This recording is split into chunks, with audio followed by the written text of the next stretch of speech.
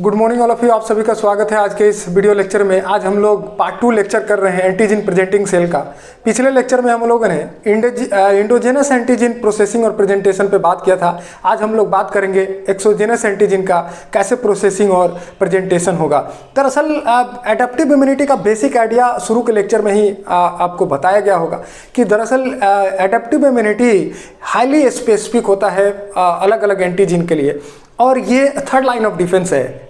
किसी भी एंटीजन के सेंसिटाइजेशन से डेवलप हुआ ये इम्यूनिटी है, इसीलिए इसको एक्वायर और एडेप्टिव इम्यूनिटी कहते हैं। अगर कोई पैथोजन इंटर कर गया है तो पैथोजन के लोकेशन के हिसाब से एडेप्टिव इम्यूनिटी इम्यून रिस्पॉन्स दो तरह का ट्रिगर्ड होगा, या तो एक ह्यूमरल होगा या सेलुलर होगा। अगर कोई पैथोजन टिश्यू के अंदर इंटर कर गया है तो सेलुलर इम्यूनिटी ट्रिगर होगा, लेकिन ये ह्यूमरल डेवलप्ड होगा अगर एक्स्ट्रा सेलुलर पैथोजन है। आइए देखते हैं, जैसे एक सिंपल एग्जांपल से शुरू करते हैं कि ये हमारा एक सेल है। ये अगर सेल है, इस सेल में अगर कोई पैथोजन इंटर नहीं करके ये बाहर है, एक्स्ट्रा सेलुलरली है, ये पैथोजेंस है, ये पैथोजेंस। तो इसके लिए जो हमारा एडेप्टिव इम्यूनिटी ट्रिगर्ड होगा उसको बोलते हैं हम लोग ह्यूमरल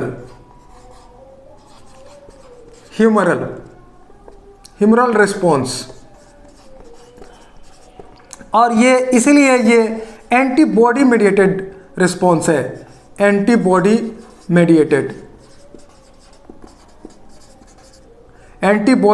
रिस्पॉन्स है ये। इस पे बात करेंगे एंटीबॉडी के आगे के लेक्चर में। हम लोग एंटीबॉडी का स्ट्रक्चर, एंटीबॉडी का फंक्शन डिटेल में बात करेंगे। आज हम लोग बेसिकली तो ये पैथोजन, ये जो एक्स्ट्रा सेलुलरली इन्वेडिंग पैथोजन है उसको इरेडिकेट करने के लिए जो ह्यूमरल रिस्पॉन्स डेवलप किया है, जो एडेप्टिव इम्यूनिटी का पार्ट है, तो इसमें जो की रोल प्ले करता है मेडिएटर की तरह, ताकि हमारा एंटीबॉडी इसके अगेंस्ट, इस पैथोजन के अगेंस्ट एंटीबॉडी बने, उसमें सबसे की प्लेयर है बीच का जो एपीसी सेल है। अब एपीसी सेल आपको मालूम है, जैसे एपीसी सेल से पहले जैसा कि हम लोग जानते हैं कि बहुत सारा सेंटिनल सेल जो WBC है, एक तरह का वाइट ब्लड सेल का पार्ट है, पेट्रोलिंग सेल है। पेट्रोलिंग इम्यून सेल को सेंटिनल सेल बोलते हैं। ये किसी भी पैथोजन को रिकॉग्नाइज करता है, इसके पास अपने पास रिसेप्टर होता है, जैसा कि हम लोग पिछले लेक्चर में भी बात किए थे, PRR रिसेप्टर होता है, ये पैथोजन रिकॉग्निशन रिसेप्टर। और किसी भी पैथोजन के सरफेस पे मॉलिक्यूलर मार्कर होता है, palm, pathogen associated molecular pattern, उसको ये रिकॉग्नाइज करता है, और रिकॉग्निशन के बाद ये इम्यून रिस्पॉन्स ट्रिगर करता है at the level of, in case of humoral immunity, at the level of antibody. और एंटीबॉडी बनने के क्रम में उसमें बहुत सारा इवेंट होता है, जिसमें बी सेल एक्टिवेशन है, प्लाज्मा सेल एक्टिवेशन है, टी सेल एक्टिवेशन है, तब जाके एंटीबॉडी बनता है। तो उस एक्टिवेशन के लिए, वो सारे T cell B cell activation के लिए जो हमारा एपीसी सेल है वो मेजर रोल प्ले करता है। उसी के बारे में आज बात करने जा रहे हैं। तो ये दो डिफरेंस आपको याद रखना चाहिए। सेलुलर जो डिफेंस है इम्यूनिटी का, वो इम्यून सेल ट्रिगर्ड होगा उसके केस में, और वो तभी होगा जब कोई पैथोजन सेल के अंदर इंटर कर गया है। अगर एक्स्ट्रा सेलुलरली कोई पैथोजन है तो ह्यूमरल रिस्पॉन्स ट्रिगर होगा, और उस ट्रिगर कराने के में जो मेडिएटर है वो एपीसी सेल है। उसी के बारे में आज हम लोग बात कर रहे हैं। अगर पहला लेक्चर जो हम सेलुलर रिस्पॉन्स पे एपीसी सेल का रोल पे बात किए थे, इंडोजेनस एंटीजन का प्रोसेसिंग और प्रेजेंटेशन, उस पर अगर आप लेक्चर नहीं देखे हो तो उस लेक्चर को आप जरूर देखें, इसका पार्ट 1 लेक्चर है। अब देखिए दूसरा लेक्चर जो आज एपीसी सेल का हम लोग कर रहे हैं उसका शुरू करते हैं। जैसे देखिए ये हमारा, जैसा कि पिछले लेक्चर में भी बात किए थे कि ये जो हमारा सेंटिनल सेल है वो एक्ट करता है एपीसी की तरह, एंटीजन प्रेजेंटिंग सेल की तरह, और उसमें जो सबसे कॉमन सेल है जो एक्ट करता है वो डेंड्रेटिक सेल है। डेंड्रेटिक सेल एपीसी सेल की तरह एक्ट करता है। मैक्रोफाजेज एक्ट करता है, पहले भी बात कर चुके हैं इस पे। बी सेल एक्ट करता है। यही 3 एपीसी है, एंटीजन प्रेजेंटिंग सेल है। अब जो ये पैथोजन सेल के बाहर है, इसके लिए ये हमारा डेंड्रेटिक, मैक्रोफाज और बी सेल में से कोई क्या करेगा कि ये फैगोसाइटोज करेगा उस पैथोजिन को। ये जैसे ये पैथोजिन यहाँ है, देखिए अलग कलर से पैथोजिन को दिखाते हैं। ये अगर ये बैक्टीरियल पैथोजिन है, ये बैक्टीरिया है, ये फ्यूज कर गया, जैसे कांटेक्ट में आया है सेल के कांटेक्ट में, इसके अगेंस्ट क्या होगा कि ये हमारा, ये मान लिया ये मैक्रोफाजेज है, ये मैक्रोफाजेज है, ये मैक्रोफाजेज इसको इनगल्फ करेगा, इसको मैक्रोफाजेज इंडोसाइटोसिस बोलते हैं। ये क्या करेगा, इंडोसाइटोज करेगा इसको क्या करेगा, इसको ये क्या करेगा कि ये फैगोजोम्स ये जो हमारा ये जो बैक्टीरिया है इसको अपने इन्वेलप में ले लेगा और इसको हम लोग फैगोजोम्स बोलते हैं। ये फैगोजोम्स है, ये फैगोजोम्स फर्दर लाइजोजोम के साथ फ्यूज करता है। ये जो लाइजोजोम है इस डेंड्रेटिक मैक्रोफाज बी सेल के पास, उससे ये फ्यूज करता है। देखिए ये लाइजोजोम है और ये हमारा फैगोजोम्स है, ये फैगोजोम्स है, ये फैगोजोम और ये हमारा लाइजोजोम है, ये लाइजोजोम है।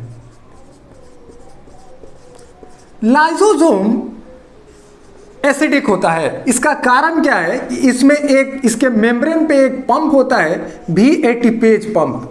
ये VATPase पंप क्या करता है कि इसमें प्रोटॉन एंट्री कराने लगता है, ये हाइड्रोजन आयन एंट्री होने लगेगा इसके अंदर और इसके चलते ये एसिडिक हो जाता है। और ये हाइड्रोलेज एंजाइम जितना तरह का है, ये जो हमारा ये फैगोजोम्स के अंदर जो ये बैक्टीरिया इनगल्फ हुआ है, ये क्या करेगा कि इसको डिसइंटीग्रेट कर देगा। और जिसका हमको देखिए ये डिसइंटीग्रेट कर दिया इस फैगोजोम्स में पूरा बैक्टीरियल फ्रेगमेंट, जिसको हम एंटीजिन बोल रहे हैं।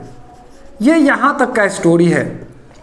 ये तो फ्रेगमेंटाइजेशन हुआ पैथोजिन का, लेकिन एपीसी सेल इसको प्रेजेंट कैसे करता है और उस प्रेजेंटेशन का मैकेनिज्म क्या है, इसके बारे में बात करते हैं। ये हाफ प्रोसेसिंग है। इसमें देखिए जैसा कि यहाँ से देखते हैं, ये देखिए ये फैगोजोम का न्यूक्लियस है। इस न्यूक्लियस में, इसके न्यूक्लियस से रफ इंडोप्लाज्मिक रेटिकुलम जुड़ा हुआ है। ये क्या है, रफ, शॉर्ट में लिखते हैं रफ इंडोप्लाज्मिक रेटिकुलम, RER लिख रहे हैं, रफ इंडोप्लाज्मिक रेटिकुलम। ये न्यूक्लियस है, याद रहे ये न्यूक्लियस है। ये रफ इंडोप्लाज्मिक रेटिकुलम के सरफेस पे एक रिसेप्टर होता है, उसको बोलते हैं, इसके बारे में भी चर्चा पिछले लेक्चर में हम लोगों ने किया है, आज भी बोल रहे हैं। इस रिसेप्टर का नाम है MHC2, मेजर हिस्टो कंपैक्टिबिलिटी क्लास 2। ये रिसेप्टर है। उसके केस में क्या बात कर रहे थे, इंडोजेनस पैथोजिन अगर एंटीजिन है उसका प्रोसेसिंग के लिए, और उसमें जो रिसेप्टर एंटीजिन कैरी करने के लिए होता है वो MHC क्लास 1 होता है। लेकिन इसके केस में MHC क्लास 2 है। अलग कैसे है, यहाँ आप डिफ्रेंशिएट करते रहिए। यहाँ जैसे MHC2, इसके सरफेस पे क्या होता है कि ये, ताकि ये इसमें जो पॉकेट है इसको पेप्टाइड पॉकेट बोलते हैं। ये पेप्टाइड पॉकेट है, ये ग्रूव, पेप्टाइड ग्रूव या पॉकेट, इसमें पहले से ऑलरेडी ये जो इनवेरिएंट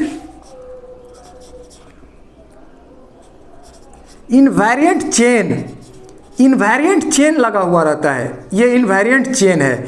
ये ऐसा इसलिए होता है ताकि इस पेप्टाइड ग्रुप को ऑक्युपाइड रखा जाए। जब तक कि एंटीजन का कंप्लीट प्रोसेसिंग ना हो जाए तब तक ये एंटीजन इस पे कैरी ना करा ले, इसलिए इसको इनवेरिएंट चेन बाइंड किए हुए रहता है उसके सरफेस पे। ठीक है, अब देखिए इनवेरिएंट चेन को हम लोग एक और नाम से जानते हैं, CD74, क्लस्टर ऑफ डिफरेंशिएशन। इसको तो आप जानते हैं, क्लस्टर ऑफ डिफरेंशिएशन और डेजिग्नेशन बोल सकते हैं 74।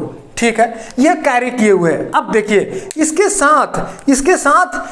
साथ जो एक और जो हमारा जो गोल्गी अपरेटस है, गोल्गी अपरेटस, इसका ये सिस्टर्ना है, इसमें सिस है towards Golgi, towards endoplasmic reticulum face कर रहा है, इसलिए इसको सिस बोल रहे हैं। ये ट्रांस है। इसमें क्या करता है कि ये फ्यूज करता है, ये यहाँ जो हमारा MHC2 है वो गोल्गी कॉम्प्लेक्स के साथ, मेम्ब्रेन के साथ फ्यूज करता है। और यहाँ पे अब ये क्या हो गया, यहाँ आ गया, ये हमारा जो रिसेप्टर है MHC2, कैरिंग इनवेरिएंट चेन और CD74 ये कैरी कर गया इस पे अब, और ये ट्रांसपोर्ट होगा, सिस टू ट्रांस इसका मूवमेंट होगा। यहां से देखिए थोड़ा सा स्पेस कम है, इसको मिटाते हैं, यहां मिटाते हैं, ध्यान से देखिए। ये जैसे यहां तक का स्टोरी आपको याद रहना चाहिए। अब देखिए ये जैसे यहां से ये कैरी कराता है, उसके बाद ये क्या होगा कि ये जो सेक्रेटरी वेसिकल्स है, सेक्रेटरी वेसिकल्स क्या करेगा कि ये इंडोजोम्स में ये ट्रांसफर करा देगा। ये इंडोजोम्स जो है, ये वेसिकल्स, सेक्रेटरी वेसिकल्स क्या है, ये इंडोजोम्स है। ये इंडोजोम में ट्रांसफर करा दिया इस MHC क्लास 2 को, और ये इनवेरिएंट चेन अभी भी कैरी किए हुए है। और इस इनवेरिएंट चेन को फिर से एक प्रोटीन है, ये एक हाइड्रोलाइटिक प्रोटीन है, इसको इनवेरिएंट चेन को क्लीव करता है।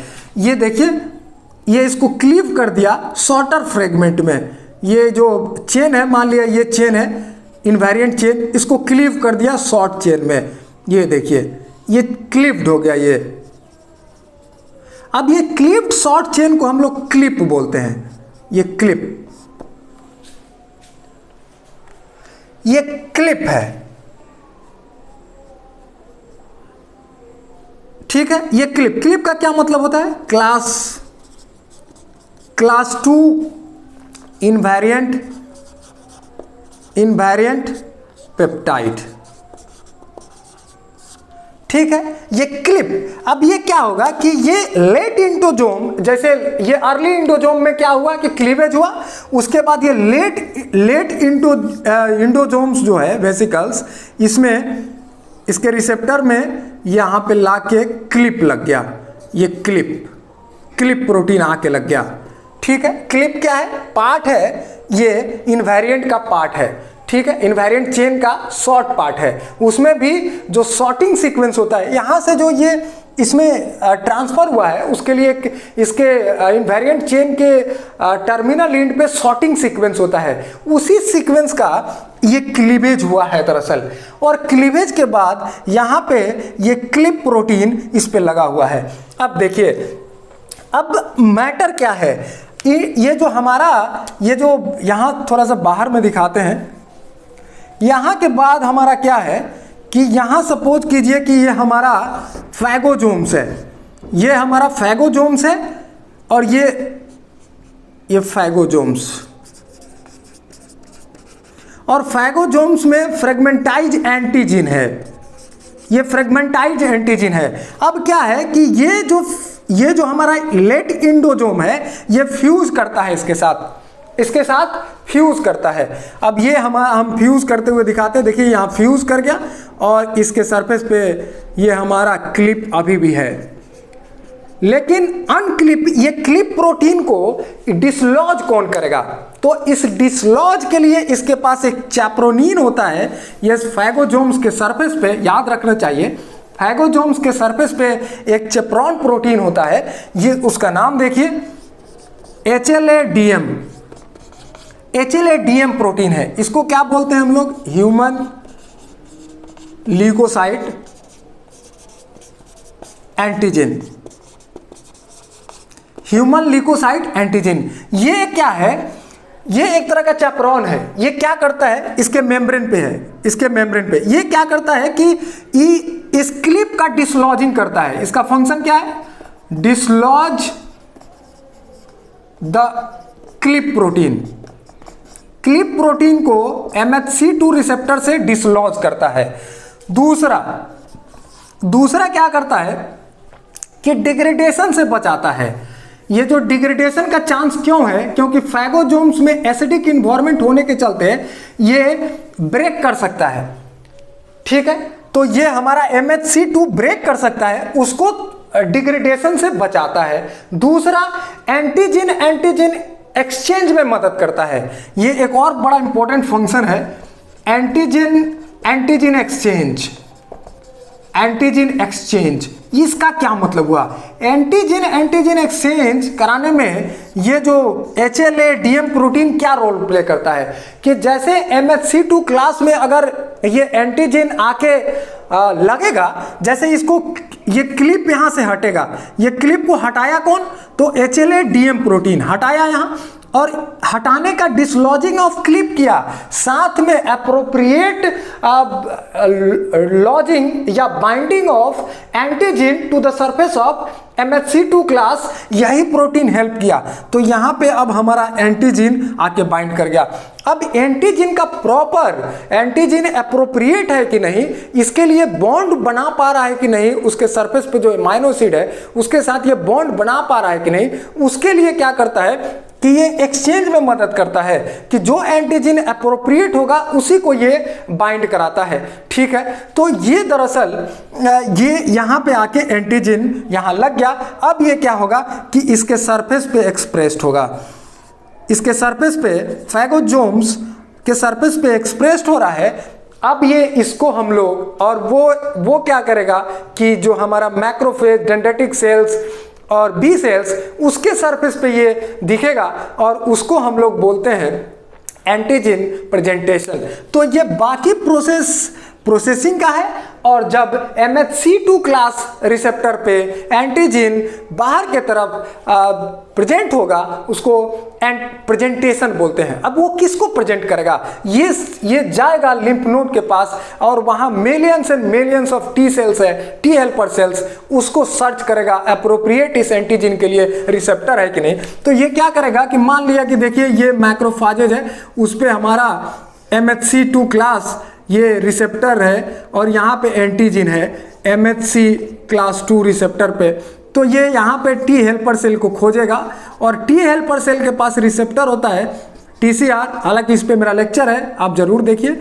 यहाँ इससे बाइंड करता है, और ये बाइंड करता है तो ये टी हेल्पर सेल CD4 होता है, CD4 पॉजिटिव होता है, क्लस्टर ऑफ डेजिग्नेशन 4, और इससे ये रिकॉग्नाइज करता है, और फिर टी सेल एक्टिवेशन होगा, उसके बाद बी सेल एक्टिवेशन होगा, उसके बाद प्लाज्मा में नाइव टी सेल कन्वर्ट हो जाएगा एक्टिवेटेड टी सेल में, और फिर प्लाज्मा, और प्लाज्मा से फिर एंटीबॉडी। तो इस तरह का ये एपीसी का इंपॉर्टेंट रोल है for the activation of these mediators, T cells, B cells, plasma.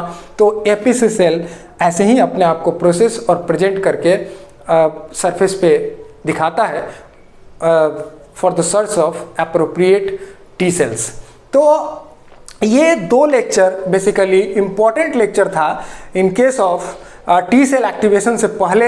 ये बात एडेप्टिव इम्यूनिटी का हम लोग दूसरा लेक्चर में इस पे ज़्यादा फोकस इसलिए कर रहे हैं कि ये इंपॉर्टेंट है। अगला जो लेक्चर करेंगे हम लोग मेजर हिस्टोकम्पैटिबिलिटी क्लास 1 और क्लास 2 पे सेपरेट लेक्चर करेंगे, तो वो देखना ना भूलें। आगे का लेक्चर हमारा MHC क्लास पे लेक्चर होगा। तो थैंक यू। इससे रिलेटेड अगर किसी तरह का आपको कोई प्रॉब्लम हो तो कॉमेंट बॉक्स में ज़रूर पूछें। Thank you. अगर आपको ये मेरा लेक्चर अच्छा लगा हो तो मेरे चैनल को सब्सक्राइब करें, दोस्तों के साथ शेयर करें, बेल आइकन दबाना ना भूलें। धन्यवाद।